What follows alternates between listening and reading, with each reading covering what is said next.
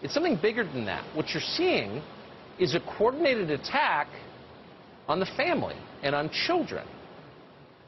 People at these protests are angered at the idea that children are being born. Watch what's happening there. That is hardly an overstatement. Here's a photograph on your screen from this weekend. It was taken outside the Supreme Court. It shows a mother humiliating her children in public, implying they are a burden to her because they are still living. We saw things like this everywhere at pro-abortion protests, often in full view of children. This was the scene, for example, in Dallas this weekend. Watch.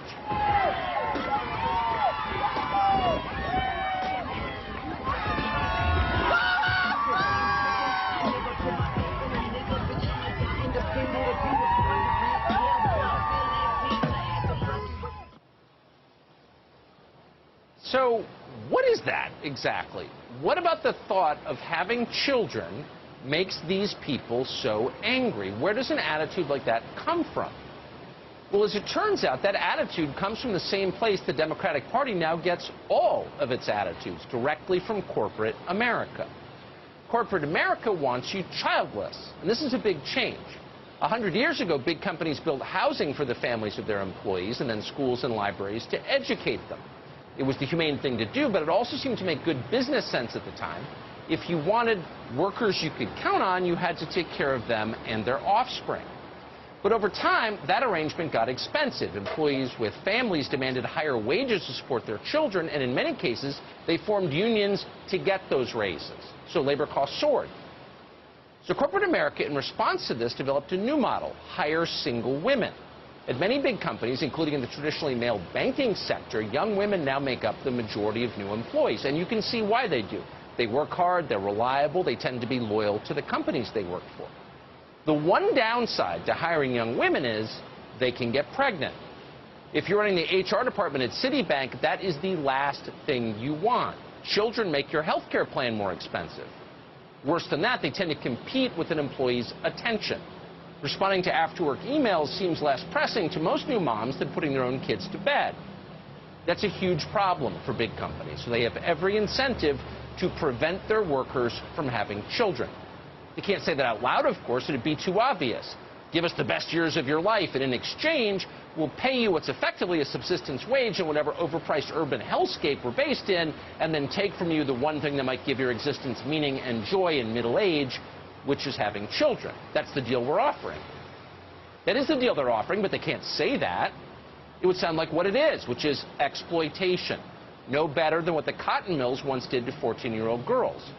So instead of saying that, which is the truth, corporate America uses the language of the social movement it created, feminism, to spin the entire arrangement as some sort of progressive liberation movement. Fight the patriarchy, have an abortion. It's got nothing to do with lowering our labor costs, we promise. But of course it does have everything to do with lowering their labor costs. Across the country, they are making that case, abortion as liberation. Many of the biggest American companies are now paying female employees to have abortions, to end their pregnancies. That would include Microsoft and Apple, Facebook, Yelp, Netflix, Comcast, Goldman Sachs, Citibank, JP Morgan, Nike, Starbucks, etc., etc. Dick's Sporting Goods is offering female employees up to $4,000 if they get an abortion. Does the company offer the same amount to female employees who want to have children? Well, the editors at Breitbart wondered that. They asked Dick's Sporting Goods that question, but the company didn't even respond. And that tells you the answer. What's amazing is that in the face of this, so many Americans who ought to know better have fallen for it. So some accountant at a soulless publicly traded corporation concludes that drones with no personal lives make cheaper workers. That's what happened.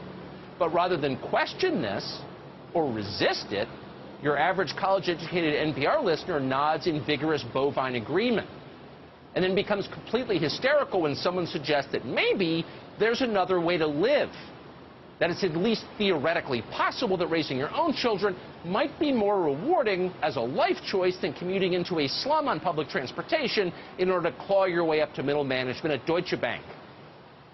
But the very thought of that, of turning down Deutsche Bank to bring new life into the world, drives these people into a frenzy of rage.